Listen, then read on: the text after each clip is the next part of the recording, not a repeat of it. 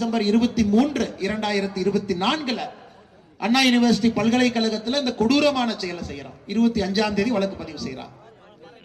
இந்த கேஸ் நீங்கள் சரியான முறையில் கையாளவில்லை, குற்றவாளியை நீங்க பிடிக்கவில்லை என்றால் கொங்கு பகுதியில் இந்த விவசாய குடும்பத்தில் தோட்டங்காடு தனித்தனியாக இருக்கக்கூடிய வீட்டில் அது 1 கிராம் நகையோ 2 கிராம் நகையோ 8 கிராம் நகையோ இல்ல 50 பவுனோ 100 பவுனோ எவ்வளோ அந்த வீட்டில் இருக்கட்டும், ஏதாவது கிடைக்குமா என்பதற்காக கூலிப்படைகள் வந்து கொண்டே இருப்பார்.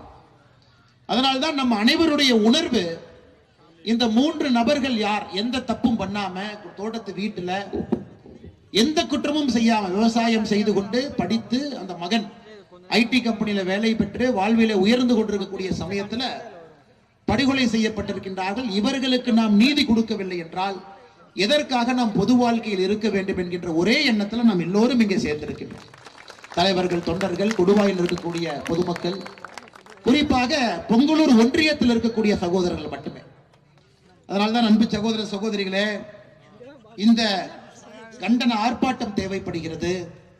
உங்கள் எல்லோரையும் ஒரு புள்ளியில இணைக்க வேண்டிய கட்டாயம் நம்ம கட்சிக்கு இருக்கு. ஒரு புள்ளியில இணைப்பது மட்டுமல்ல, காவல்துறைக்கு இதன் மூலமாக இன்னும் அழுத்தத்தை கொடுக்க வேண்டிய கட்டாயம் இருக்கு. காவல்துறை நண்பர்கள் 14 தனிப்படை அமைச்சிருக்கிறார். இங்க யாருமே காவல்துறையை பத்தி எப்பொழுதுமே ஒரு தவறான வார்த்தையை பேசக்கூடிய நபர் நான் அல்ல.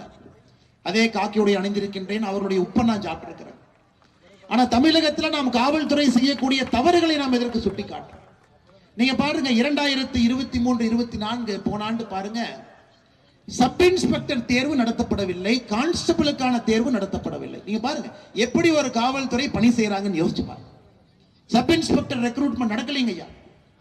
இன்னைக்கு சென்னையிலே முதலா தமிழ்நாட்டில் நான் பார்க்கிறேன், அந்த பரீட்சை எழுத வேண்டிய மாணவர்கள் இன்னைக்கு சென்னையில் பிரஸ் மீட் மத்தியானம் நடத்துறாங்க.